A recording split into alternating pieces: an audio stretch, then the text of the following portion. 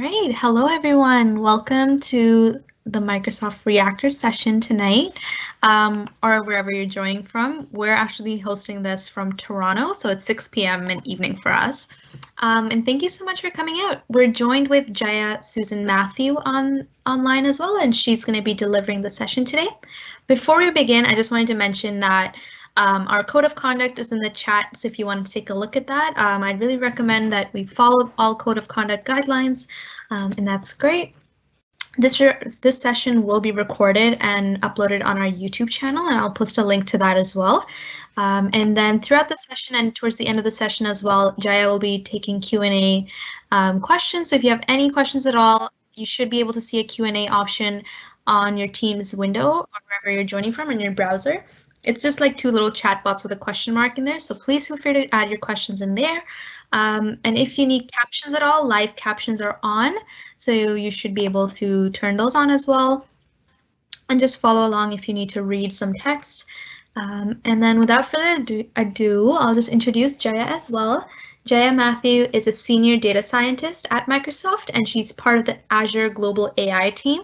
Her work really focuses on the deployment of AI and ML solutions to solve real business problems for customers in different domains. Before joining Microsoft, she used to work with Nokia and HP on different analytics and machine learning use cases. Outside of work, she also holds an undergrad and graduate degree from University of Texas in Austin in mathematics and statistics. So definitely a great resource and very, very educated and talented. And we're really lucky to have you, Jaya. So thank you so much for running this session for us. And without further ado, I'll let you take it from here. Thanks a lot, Ayman, for the introduction. Thank you all for joining. We're very happy that you're dialing in to listen to the session. So it should take me roughly around 45 minutes. There should be about 10 to 15 minutes at the end in case you have any questions. So this is how I've structured the talk. So like I said, we should have about 10 to 15 minutes at the end. So if you can just put your questions in there, Ayman and I will handle it at the end of the talk. So so we first get started with defining what is natural language processing and some of the common applications that are embedded into some of the tools that we use on a day-to-day basis. Then in terms of NLP, which is natural language processing, you essentially need to understand what is a language model. So, and that forms the basis of why transfer learning is used and why do we need to use it. Then we get into models. Specifically, this one will focus on BERT. We'll define what is BERT, some of the variants and some of the papers and latest research in the area. Then one of the applications of BERT is text classification. So previously I've done a talk where one of the applications was named entity recognition. So I think this talk kind of follows the previous talk that I did in Jan. Then we'll get started with how do you label your text data. So again, similar to the previous talk, you actually need to label your data if you need to use it to build or fine tune the model. Then obviously there are applications like out-of-the-box APIs that are available from almost all the major cloud providers. So many a times that would suit your requirements. So you may not even need to go through the entire pain of labeling data and building your model. So in the event the out-of-the-box APIs don't work for you, you might want to actually write some code. So there's a very good repository that our teams actually built, which will enable you to customize, use your data set and build a custom text classifier. And then we'll wrap up the talk with a bunch of useful links in the event you're interested in this area of text classification, primarily with deep learning and models such as BERT. So most of the customization that the NLP recipe repo uses is essentially based out of wrappers on Hugging Face. So I think some people might be interested in knowing where the code actually comes from. Okay. Now, we've all heard of this buzz acronym, NLP. It stands for Natural Language Processing, which is a branch of artificial intelligence that deals with the interaction between humans and computers using natural language. So the whole aim in this whole domain is to kind of simplify our interactions with the computer so that it's just more natural for us and easier for us to get tasks done by the computer. So like I've said, the ultimate goal of NLP is to read, decipher, understand, and make sense of what we as humans are saying. And it should be valuable to us eventually. So most NLP techniques rely on some sort of machine learning or artificial intelligence models to derive meaning from human language. Now, throughout the slide deck, I typically have some links that might be blogs, papers, some, YouTube links and things that are useful for you in the event the slides of interest and you want to read a little bit more about it. Okay, so when I think of NLP, I think the first thing I think of is predictive text. So when you use any mobile device or even your laptop, desktop, there's this predictive text that keeps coming in. So the moment you type, it kind of prompts you and says, well, in this case, you're writing an email to somebody and then you type the word you and then it gives you the various options. Are you trying to type you, your, yours? So essentially what it's doing is it's helping enhance your productivity. So, I don't have to go through the process of typing the whole word out. So this is helping me speed up, and send the email out faster. So I do agree that many a times this predictive text and autocorrect ends up being annoying because I end up typing a message to somebody and it autocorrects, and if I don't kind of double check, sometimes the word's not even the word I intended to use. So you have to be careful, but it's learning as we go along. Then the next thing is, I think, search engines, translation services. So I think most of us, if we are coding or searching for anything, the first place we end up going is some sort of search engine. Maybe it's Google search, maybe it's Bing search, and then in that search box, we're always typing for, what is the weather in Toronto? What is anything? When do I get a COVID vaccine in Ontario and stuff like that? So here's an example where I'm actually typing out what is deep learning. And as you can see, when I start writing LE, it immediately prompts, it's predicting the text and is saying, well, are you trying to type out learning? So, I just typed out the first two letters and it was able to prompt me. So this ends up enhancing my productivity. So I don't have to spend all the time. And well, if I'm bad at spellings, it doesn't have to deal with misspelled words. In addition, it also prompts you. So supposing you're new to the area of deep learning. So it kind of says, well, are you specifically just looking for some sort of deep learning software, deep learning AI, deep learning in education? So it also kind of prompts you to kind of think and figure out what is it that you really want to get out of the search. Then the other one is, I think some of us have traveled quite a bit. Well, there's no travel in COVID, but when we used to travel, I think we go to different places and many a times we actually don't know the language of the place that we go to. So if you happen to be visiting France and you don't know French and you kind of want to say hello to somebody you meet, and you have this translator app, you can immediately type out, well, I know English. I type out hello and you say, well, I want to know how to say hello in French. So it immediately does the translation, tells you it's bonjour, because the script's very similar to English. I know how to say it, but maybe my accent's not right. So then it also has that little audio button, which kind of gives you a sample of how it is to be pronounced. Well, it also adds a little more intelligence and says, well, there are other ways of saying hello in French in addition to just bonjour. And then it also kind of says, well, how do you use this in a sentence if you're interested? So, think of apps like Duolingo, and those all use some sort of translation under the hood. The next thing is social media. So now in social media also we use NLP. So these are some screenshots from my LinkedIn newsfeed, and then I kind of saw something about TED conferences, and I kind of said, well, I like this, so I kind of just say thumbs up, and then you can immediately see a little bit of text being prompted in there. Thank you for this inspirational quote, in terms of if it's a TED conference and I like this quote. And then if you look at the second screenshot in the center, I'm kind of excited to hear that Mondelez, that's the Cadbury brand, or the Oreo brand, is kind of investing in, creating some more products that I might like to use in the future. So again, if I say thumbs up, you can see that the text that's prompted in there is different from the other. So it intelligently, based on what the article is about or the post is about, it gives you options of, what you might want to comment in the comment box. Then the third screenshot is slightly different, where in my newsfeed, I kind of saw some text from Nestle. So Nestle is kind of, what is that?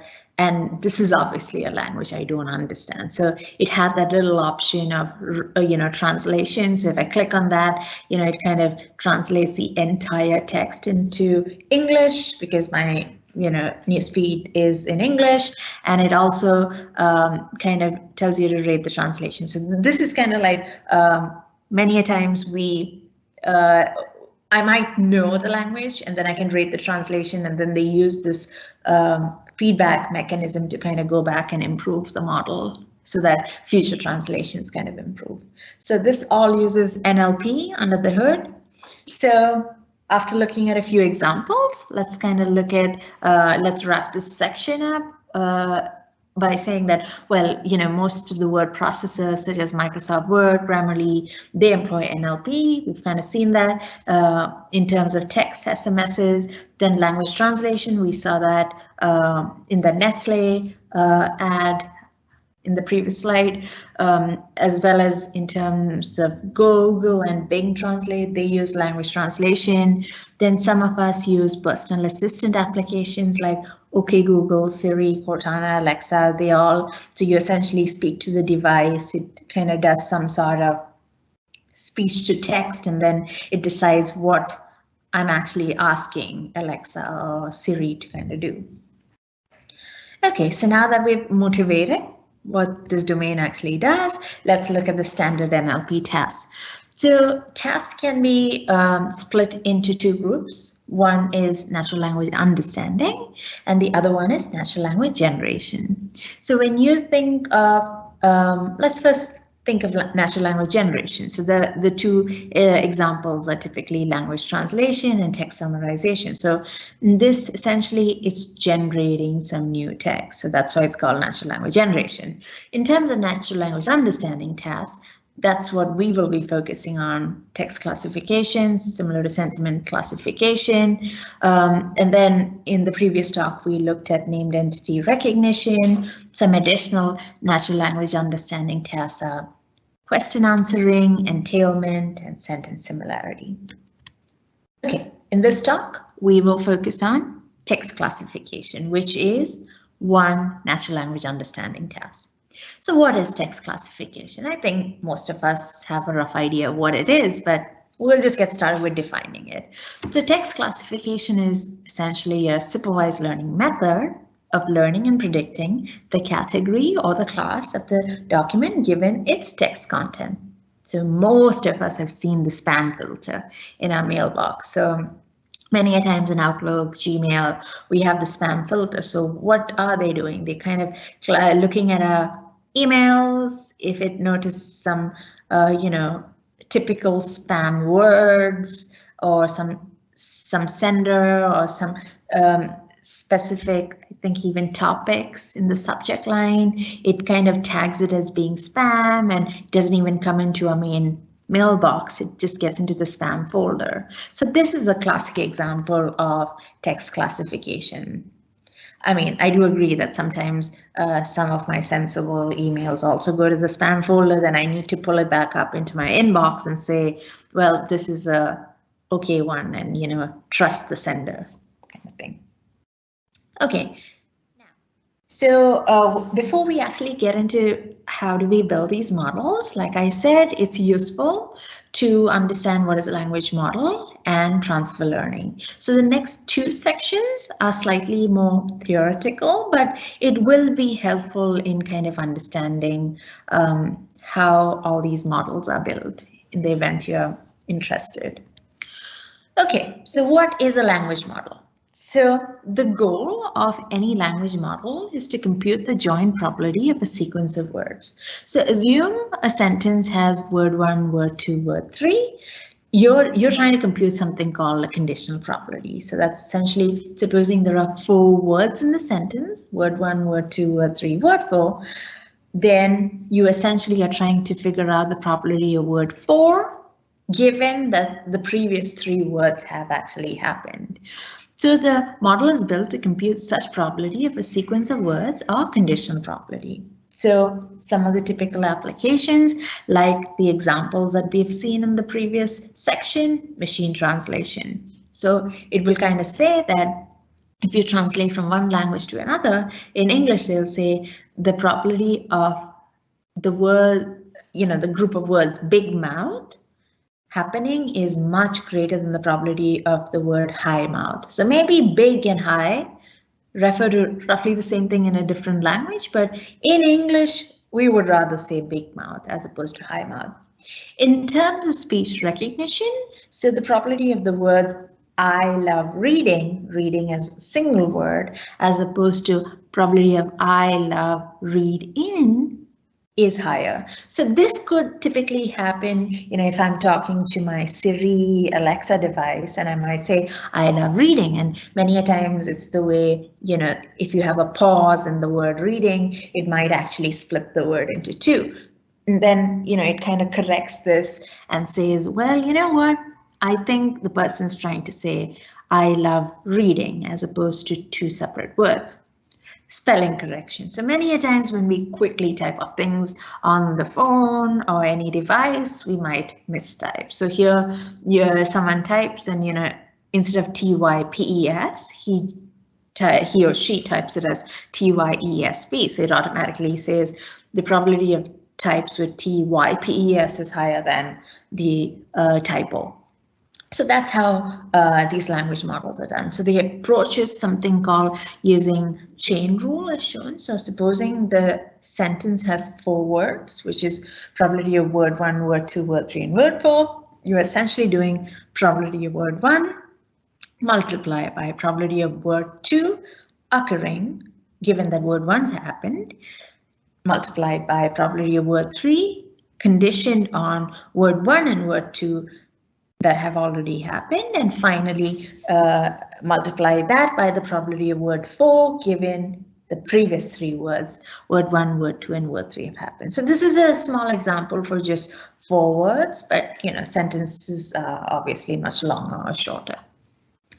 Okay, now that we know what a language model is, in NLP, the concept of transfer learning, the objective is to build that language model. So what they do is they essentially have used this open data sets called, I think most of us know Wikipedia as well as book corpus. So I think essentially what they're doing is they're building a language model on these 2 huge data corpuses, and it's a semi-supervised approach, and they build the so-called BERT or any other pre-trained model. Then what I have to do if I want to use this language model is essentially I just bring my data set. So here's a data set where I'm trying to find the sentiment of the sentence. So the first one is the movie was good. Well, that's positive, isn't it? So maybe I'm reviewing a movie that I recently watched, or the movie was horrible, and that's like 0. I mean, I don't like the movie. So essentially, then I use this data set, just got the labels and the input text, and then you use the pre-trained model from the previous semi-supervised step, which is the BERT model in this case. Then you build a classifier to kind of predict if it's a positive or negative. So I essentially just have to do the supervised step. Okay, so some of the things that you want to consider when you do this, which is the fine-tuning phase, is you want to choose the model. So I'll kind of tell you why you want to choose the model. It's not just BERT, you have a bunch of other deep learning models available out there. You want to check if the language that you're trying to build the model is supported. That means, was the data used in the model building phase, the language model, then pre-training data and tasks. So is it, what data set did they use? Is it Wikipedia? Is it book corpus? What is it, C4, etc. Then the pre-training tasks, was it masked? You know, they mask tokens and then try to predict what are they doing in terms of pre-training tasks, model size, quality. There is this misconception that bigger the model, that your performance will increase. Yeah, sometimes it does. Sometimes you don't necessarily need those huge models with billions of parameters. Even a smaller model will be just fine. Then obviously you need your fine-tuning data where you have your label data. Then you might need to do domain adaptation. So many a times if you look at these big models, it might be good for generic topics, but if you're trying to build a model in the healthcare domain, so many of the words that get used in the healthcare domain are not there in Wikipedia and there's generic open source data. So you might need to do some sort of domain adaptation. Then you also want to think of budget. So sometimes running these models takes days, weeks. So you might have a stringent budget and might need to reconsider what you're actually going to do. Now, in terms of inference, so once you build a model, your whole goal is to kind of deploy it and have it used in some production system. So you might have some requirement for latency and throughput, and maybe there's a hardware. So supposing this is a model that you want on your mobile device. So obviously you have hardware constraints on the device, plus you don't want the person to kind of like type the text and wait endlessly for some recommendation. So you want to look at the latency and throughput of this model on some device. Then obviously, when we talk about natural language support, we have more than 7,000 languages in here. And we don't essentially have pre-trained models and all. So all these 7,000 languages. So there are obviously high resource languages and low resource. So the high resource ones are where you have a lot of parallel corpus of data and you've trained a lot of models. But then there are some low resource languages. So in the event you're actually trying to build a model in a language that's you don't have a pre-trained model, maybe you want to actually think of some of these multilingual models, which kind of takes the top 100 languages, and maybe there's some kind of similarity between these languages and the language you're trying to build a model on. So if you are kind of curious as to what are the top 100 languages that they've used, so there is a link in here. Here's a screenshot on the right, which kind of tells you the top 100 languages. Many a time, some people say that if there are specific language-specific models, you want to take that as opposed to just the top 100 is multilingual models like multilingual BERT or anything. Then when we say, I had kind of alluded that some of these models are really big in terms of parameters. So this is what I mean. So if you look at the left panel, so that shows the number of parameters in terms of millions, and it's a timeline. So every 6 to 8 months, the number of parameters keeps increasing. So if you think of models from AI, they have the Elmo model, which just had 94 million, and that was like a couple of years ago. Yeah. And then Feb 2018, then OpenAI came with their GPT-1, 2, and 3 models. So GPT-1 started off with just 110 million parameters, then GPT-2 had 1.5 billion, and GPT-3 has 175 billion. Then if you think of Google's models, the more prominent ones are BERT and T5. So BERT is the one that we will be focusing on, but then that has about 340 million parameters. And then if you look at T5, that has 11 billion. So Microsoft has the Turing NLG, 17 billion, and they recently just came out with a variant of BERT that I'll kind of cover. Then NVIDIA has its Megatron, which is about 8.3 billion. So this is an area where there are always new models coming, and you can look at the glue and the super glue benchmark. I'll actually show you how to do that, and that'll be so you have to kind of figure out which model you want to actually use and use that for your use case. Okay, so now I kind of said that the model that we will be focusing on is something called BERT. So let's first define what is BERT. What does it even stand for? So it stands for something called bidirectional encoder representation from transformers. If you remember the previous slides, Google's BERT has 340 million parameters. So what it essentially does is this is a screenshot from a blog by Jay Alamar, and what is that? Essentially, he kind of says that your objective is to build a language model. You're predicting the mass word. The data set is Wikipedia and book corpus, and then you create this BERT model.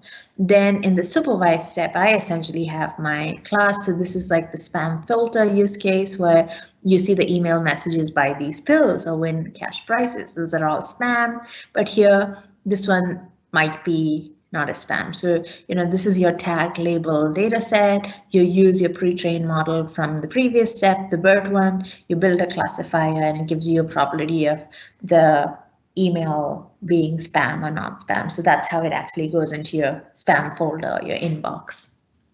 Okay. Google has claimed to actually have had quite a bit of success using BERT to improve their search.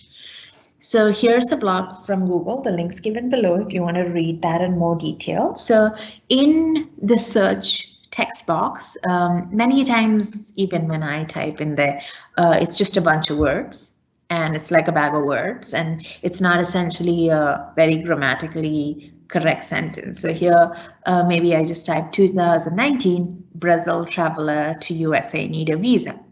Okay, so now I know that this is in the year 2019. I'm a Brazilian traveler. I would like to travel to the US and I'm trying to figure out if I need a visa. So, I mean, human mind is able to make those correlations and kind of figure it out, but machines are not that smart as yet. So before using BERT, essentially the first link that they gave was US citizens can travel to Brazil without the red tape of a visa. Now that's exactly opposite to what I'm trying to find. So I'm not trying to find US citizen traveling to Brazil, but I'm trying to see if a Brazilian traveler traveling to the US needs a visa. But after using BERT, they very correctly give you the usembassy.gov website, and Brazil, the country, gives you the visa, and it gives you if you need the travel visa to come or you have some visa waiver program. Another example is if someone quickly types up math practice books for adults. So now here, if you see before, it essentially just gave you an Amazon, page for a book, which is math practice grade 6 to 8. Now, 6 to 8 is not essentially it doesn't equate to being adult. So it kind of thought that grade 6 to 8 is what the person's looking for, but after using BERT, it's much more intelligent and it says that math for grown-ups. So it kind of is able to make the correlation between adults and grown-up. So hence Google claims that their search results are much more relevant these days. The other thing is, if you want to read the technical aspect of it, you want to actually go search for this paper, Pre-training of Deep Bidirectional Transformers for Language Understanding by Devlin et al. From Google AI Language Lab. And then this is the paper that kind of popularized the entire transfer learning concept, and it's pretty much like the NLP image movement that happened in computer vision. So models are essentially pre-trained on massive amounts of data and then fine-tuned. So pre-training is the supervised, and this BERT is a pre-trained model. And this is where you're kind of fine-tuning with your smaller data set. Okay. Now, if you actually read the paper on BERT, you kind of figure out that they use something called a transformer architecture. So if you're not very familiar with the transformer architecture, you might want to go back and read about encoder, decoder, attention layer, and then transformer. So it's there. I've kind of spoken about it in one of my previous talks, so you might want to just go and listen to that. So essentially, if you look at the transformer, you have something called layers, feed forward network size, and attention head. So what BERT base and large does is it kind of just increases the number of layers, the feed forward network size, and attention heads. Some of the other things it changes is it has more parameters. So if you look at the parameters is much more in BERT, then it does segment embedding. We'll get into what that is. And then it has a special CLS token. Okay, so now on the right, if you look at this one sentence, which is the input, so it starts with the CLS token. This is the format that it needs. So my dog is cute. End of that sentence. Then he likes playing. So then the playing word also gets split into two, separator, end of sentence. So token embedding, each of these tokens have an embedding. So you have the embedding for CLS, my dog is cute, etc. Segment embedding is essentially separating the two segments. So my dog is cute is one sentence and he likes playing is the second sentence. So you see EA and EB. Position, as the name suggests, it's like position 0 is the CLS token, 1 is my, and the last is the separator 10. So you essentially have a semi-supervised learning, and the task used to train the model is something called a mass word prediction and sentence following task. So we'll actually get into what those two mean. So in the pre-training step, when they actually use all this Wikipedia data as well as book corpus, what they do is they use the two approaches, which is mass language model and sentence following task. So the previous approaches in Elmo and GPT was to just build a language model. That means predict the next word to pre-train the model. But here they've been quite innovative and they have these two additional things. So the mass language model, what it does is, if you think of this sentence here, so the input is let's stick to improvisation in this skit. So what you do is you randomly mask this particular word improvisation and you feed it in CLS, let's stick to mask in this skit. So now randomly 15% of the tokens are masked and some tokens are randomly replaced also. And the pre-training task is to predict the missing replace tokens. So then essentially what this BERT model is trying to do and the feed forward as softmax is it's got all possible English words and it says, well, there's a 10% chance that the word is actually improvisation. So that it's able to accurately predict that this mask is improvisation, which is similar to what the input is. Then the other one is the sentence following task. So essentially here you have two sentences, which is the man mask to the store, as well as penguin mask a flightless bird. So essentially it's trying to see if it makes logical sense to have sentence B follow sentence A. So now here again, it gets into the BERT model. You have the feed forward network, the softmax, and then it kind of says that 99% chance that these two sentences don't logically follow each other. So that is what the sentence following task refers to. So these illustrations are from this blog by Jay Alamar. He's just great at kind of simplifying some of these very technical concepts. So he does have a YouTube channel and a blog. So that's a blog I would highly recommend reading. Okay, so now let's get into classification. So that's what we're trying to do. So the output of this classification for the BERT one, the CLS token, can be used for classification like we saw. Is it a spam? Is it not a spam? So BERT network is used for feature representation of the whole sentence in here. And then it's similar to the convolutional neural network architecture that uses a backbone network for feature representation followed by task-specific network. Now let's actually kind of roughly get an idea of what are the different tasks that we can actually use with the BERT model.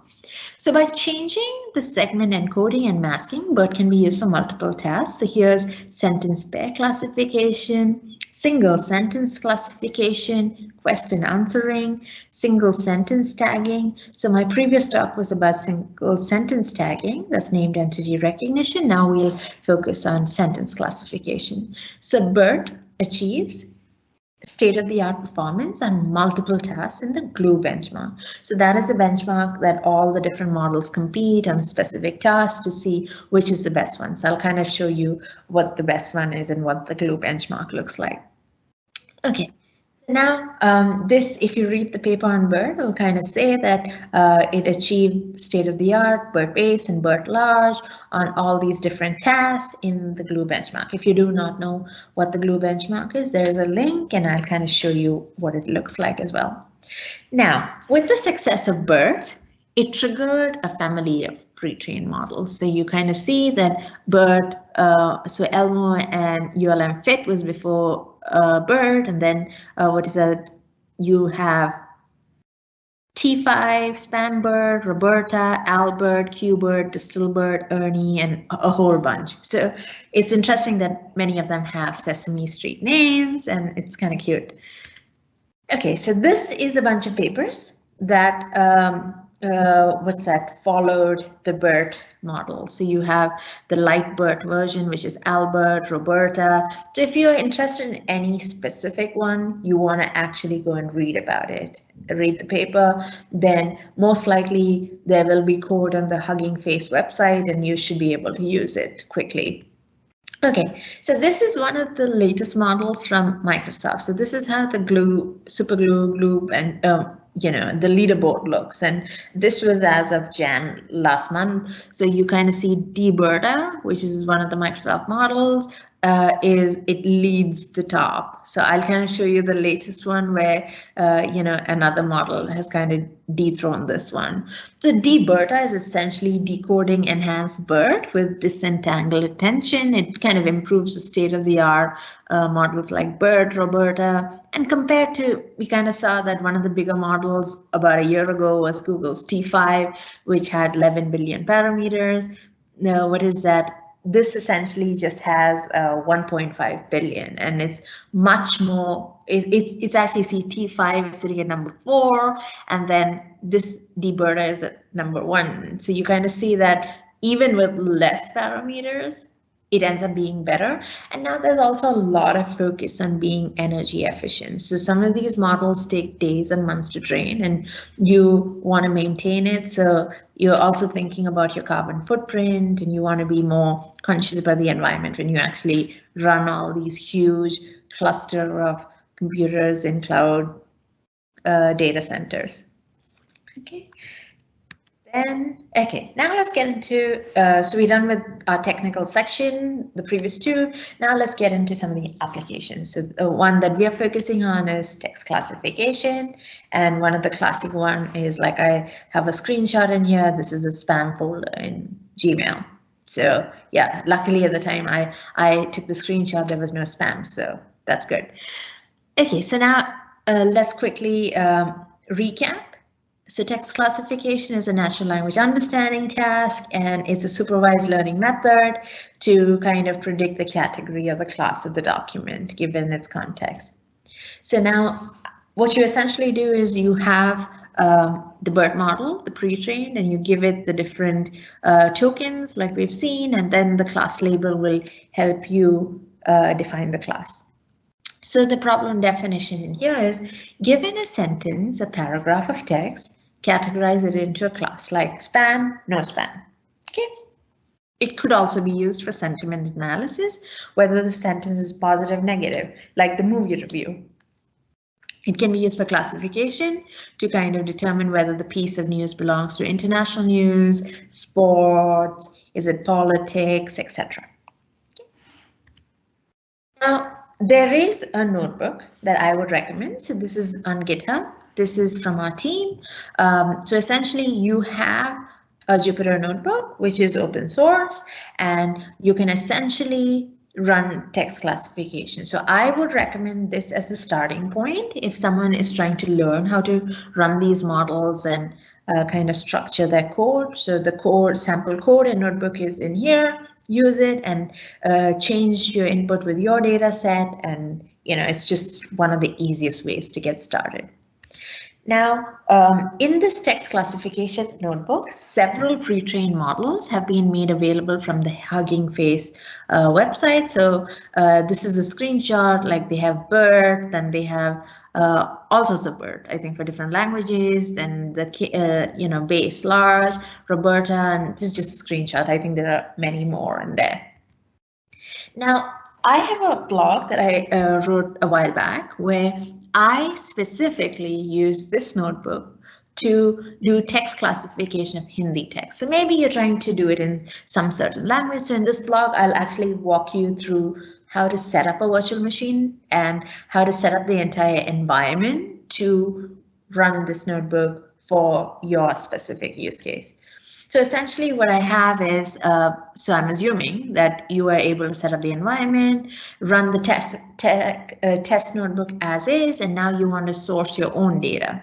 So here is an example where I have some Hindi text and I'm trying to figure out if it's positive, negative. Maybe this is some Twitter text or Facebook. So essentially what I do is I just need to change a few things in the sample notebook where I use, use a different data set, other, and then I pretty much just, load my data for the other, get the data set, get the labels. So I have it in my Excel file. Then I just source, read off the CSV. So this is my CSV where I read the train data, the validation data set, and then I can just run through the notebook and build the model. So it's as simple as that. So this is where I would recommend you should get started. Okay, so now if you actually have some data and you first need to label the data. So I think I went into greater detail on Docano in my previous talk. So if you need to know a little bit about that, you can go back to the previous one. But in this one, what I'll actually just do is introduce the tool. So Docano is an open source text annotation tool. It allows you to annotate for text classification, sequence labeling, and many other tasks, but we're actually specifically interested in text classification. The good thing about Docano is, so this is one of the visualizations that I found on their website. So this one tool can be used for a bunch of things: named entity recognition, sentiment analysis, translation, etc. The good thing is they do have a one-click deployment to AWS, Azure, GCP, and I've obviously tried it on Azure. So, I mean, sometimes I've run into some issue, but if I just retry it, does do the one-click deployment. If you're interested in learning how to do text annotation, there's another blog that I'd written a while back. Maybe that will help guide you through the entire process. So now let's actually look at some of the applications. So like I said, if you do not want to go through all the hassle of trying to write code, run the Jupyter Notebook, or any write Python code or anything, you do have some out-of-the-box text analytics APIs from most of the major cloud vendors. The one that I have tried is the text analytics API from Microsoft Azure. So essentially, right on the website itself, you can actually put in text and it'll kind of tell you the sentiment of the document. Is it positive, neutral, negative? It kind of also detects a language key phrase and does a bunch of things. So it does entity extraction, sentiment analysis. This is the classification piece. Language detection is very easy to embed this endpoint for flexible deployment. So there are obviously other APIs available. So if you have anyone that works in your use case, that's good. Many a times what we've noticed is these out-of-the-box APIs don't work in a specific use case. So maybe healthcare, law, tech-related data, it does not work. So that's when we do some sort of customization. So I did tell you about the Nlp Recipes Repository. So essentially in this repository, we have a bunch of scenarios, we have a bunch of models, it supports a few languages, and the goal of the repository is essentially to provide guidance and choice of models for some common NLP tasks. Like I showed in this one was text classification, the previous talk was named entity recognition. It helps reduce reduce the time from business problem to implementation. If you use some of these sample notebooks, it makes state-of-the-art models accessible to all, as well as they have some language support and easy to follow examples like those Jupyter notebooks. So you have the sample notebook, then you can source your own data and use it. Okay, so now these are some of the examples. So text classification and what is that was what we actually looked at. So the models that they have in here is BERT, ExcelNet, and Roberta. So it kind of helps you build this text classification model. It has support for English, Hindi, and Arabic. So maybe you might find some other language and you can actually contribute to this repo as well. So I think in the previous talk, we went through the named entity recognition one where we used BERT, and that was primarily English. So there are other scenarios in the event that you're interested in text summarization, question answering, etc. Okay. So most of the models that are used in this NLP recipes repo is essentially from Hugging Face. So they have BERT-based, cased, uncased. So then essentially, if you do not want to use this repo, you can directly go into Hugging Face, get the model out of there, and they'll kind of give you some sample code of how to use it. So that's where you want to actually go and get these models and use. Okay, so let's kind of wrap up with some useful links. So I think Ayman had put a few links in our meetup page. So you might want to explore natural language processing if you're kind of new to that. So that's one of the places you might want to get started. And then you might see if Azure Cognitive Language Services is something that you might want to use, and you don't want to go through all the hassle of trying to build anything on your own. And then in the event that you have actually some speech related data, she had also put a link for process and translate speech with Azure Cognitive Speech Services. So I think there are just so many APIs available. You might want to actually try and see if these suit your needs, and if they don't, and some of them also have the option where you can bring your own data and improve the base model that they're actually providing you. If none of this works, use the NLP Recipes Repository or Hugging Face, whatever works in your use case. Now for further reading, so these are some of the things. So this was the text analytics API. This was the repository. This was the Docano, the labeling tool. Then the first 4 of these are some blogs about the repository, the open source repository. Then Google's BERT, if you want to read about BERT. I think Google AI blog is the place you want to go. They have even Transformer, if that's something you want to do. This is where they kind of claim that using BERT, their search is better than ever. This is the paper that you want to read if you want to understand BERT. Then these are some of the blogs that I looked at when I was actually preparing the slide deck. This is the blog by Jay Alamar. So he has a bunch of amazing illustrations of BERT, Elmo, and he kind of really helps simplify all these complex deep learning models. If you do not know what the glue benchmark is, there's a link for that. Then Microsoft has a Turing NLG model, so you might want to read about that. Hugging Face, like I said, has a bunch of models. Then these are the previous 2 talks. I think in the machine translation talk, I think I have a segment on encoder, decoder, if you're interested in that. Then this is the previous talk where we kind of talk about named entity recognition models using BERT. And then I think that's pretty much what I had. And I also wanted to point you to this one. So this is the blog about BERT that I was talking about. So then I kind of said that, yeah, so this is the, what is that, how I kind of use Hindi data. You might want to actually read that.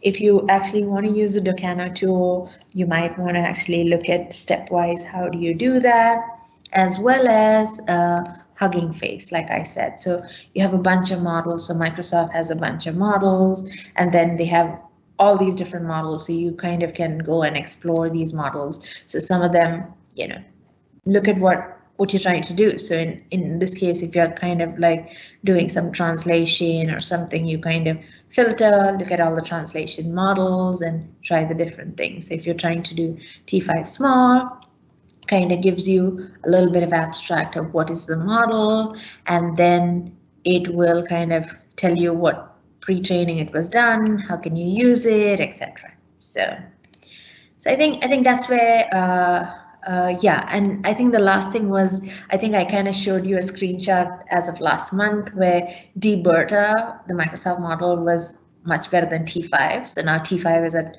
6th place, and right now Ernie team from Baidu is actually #1. So this is where, like in the leaderboard, if you look at the glue or the super glue, this leaderboard kind of moves quite, it's a dynamic thing. So every team's trying to get a better model all the time, and you see so many different variants. So this is an area, if you're interested, you had to keep reading and keep updated. So that's pretty much what I had. So I think we have about 10 minutes remaining. So I am open to some questions. So if there are any questions, I guess we can open up the floor to the. Sure. I don't see any questions in the chat right now, but if anyone has any, I know there's like a couple seconds delay from when we talk to when people hear it. So yeah, if anyone wants to type any questions in, that'd be great. Oh, we just got one. They said, thank you for a great presentation. Would you be able to give us a general idea of how BERT was able to get a better performance with 10 times fewer parameters than BERT? Actually, I think what you want to look at is, interestingly, I knew this question would come. So I think I did put the link in here. So if you look at the architecture, so I think, where is it? Yeah, so if you look at it, this is where I got the screenshot of, where BERT was. So if you kind of see that they have a disentangled attention, so this is, if you look at the architecture, it's slightly different from how BERT is, and you actually want to read this. This will kind of tell you exactly how they were able to do it. So I think the link is there in here if you want to look at it, and each one, it essentially has relative positioning of embedding, and it has slightly different. So if you look at this architecture, it looks very different from what is that BERT was. So I would recommend reading this paper.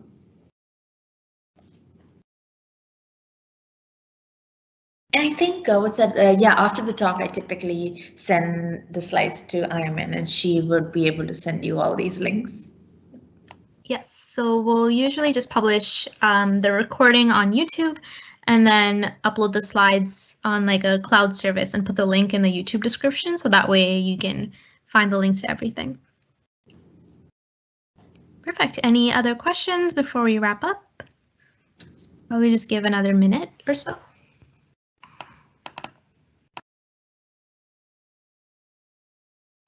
Oh, so we just got another question, Jaya. They said, the way we speak seems to be evolving faster than ever. For example, young people might greet each other with what's up rather than the grammatically correct what is up ? For word prediction, would model training have to evolve accordingly to keep up with this? Yes, it is. Actually, it is. I think this entire domain evolves, I think, on pretty much, you see something new coming up. So you typically train your model with all these different variants, because the way I talk would be very different from how a teenager talks. So, yep, that's all getting fed into the model. The model's learning it so that it can cater to the needs of all the different age groups. Yes. Perfect. And then another question says, hi, in terms of performance or accuracy, is GPT-3 better than BERT? Thank you. Okay. So I think, so I did, yeah, it was so interesting. So, I did try GPT-3. So one of the things about GPT-3 is, right now, if you look at GPT-3, they do not actually expose, so I think, let me just go into the website. So GPT-3, yep. So if you go to OpenAI, first of all, GPT-3 is kind of good in some things, but I think it's slightly more black box at the moment. And what I noticed when I tested out GPT-3 endpoint that we got, I could not kind of like, they didn't give me a pre-trained model for GPT-3 where I could actually overlay and fine tune with my data set. It was just very little fine tuning that I could do just on the prompt and stuff. I think accuracy, I guess it varies on what you're trying to do, which domain. The domain that I was looking at, I guess I needed a model which was not that black box. You know, I needed to know what the underlying data is. And one of the issues that we also ran into was a lot of these GPT-3 models we could not actually put into production because you need special permission from OpenAI to actually use some of these models, especially GPT-3. Yep. Great. We actually have 3 more questions that just came in. Okay. The first one says, do you have any recommendations for using these models for topic detection? Oh, when you kind of say topic detection, is it? So I'm wondering if what you mean by topic detection is no, not this one. Where is it? Is it summarization similar to? Is that what they're actually saying in terms of? Perhaps the person who asked the question, if you could just put a follow-up in the chat, then Jay can better answer that. But yeah, and in the meantime, like you can go on to the other question.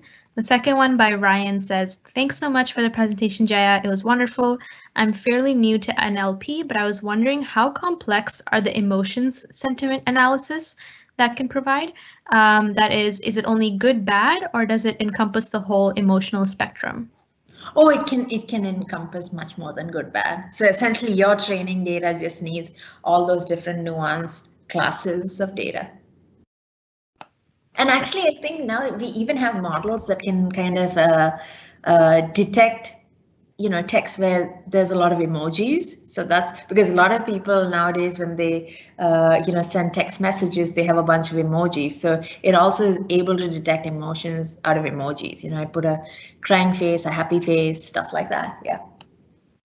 Sweet. And then the third question, while we're still waiting on clarification on that first question. So they asked, some Microsoft Teams events provide real-time closed captioning. Sometimes the subtitles for a whole sentence appear before the speaker has even finished speaking. Is the closed captioning done using NLP? It is. I think. So I don't work in that team. I don't work in Microsoft Teams. So I do not know the exact model, and I'm sure that's proprietary. But yeah, it is all NLP under the hood. Yeah. With I think the thing about Teams captioning is actually it's speech to, you know, I mean, it's taking my speech, converting it into text, and then doing all the captioning. Yeah. So it's kind of it's really cool features. Yeah. All right, sweet. So nothing else is coming yet, but we still have 3 minutes left on the call if anyone has any other questions.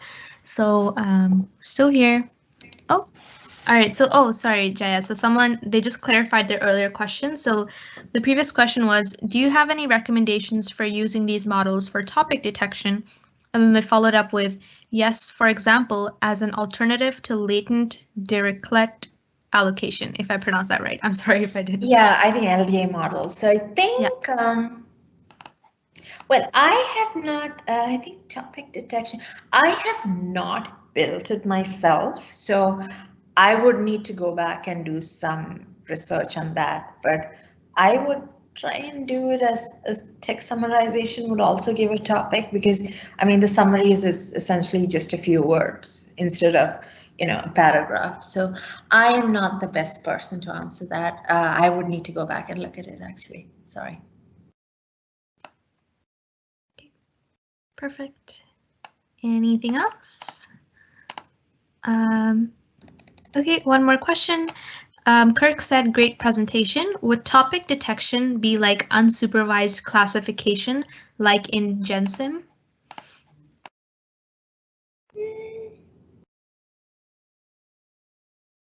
Could be. So let me actually just quickly just look at that. 1 second. I mean, okay, so the thing is, I have not done topic detection. So because I would actually say maybe you want to actually read some of the blogs about it. I have not done it, so I won't be the best to kind of. Yeah, but I would still think, I mean, from LDA, you could use summarization to do topic. I don't know, actually. This is an interesting thing. I need to go back and look at it. Yeah.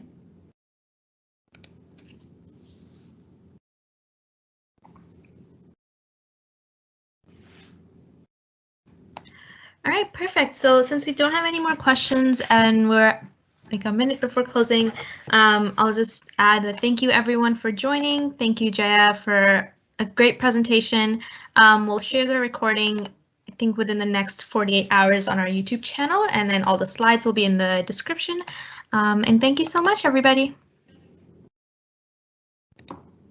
Thanks, Jaya. Thanks, Herman.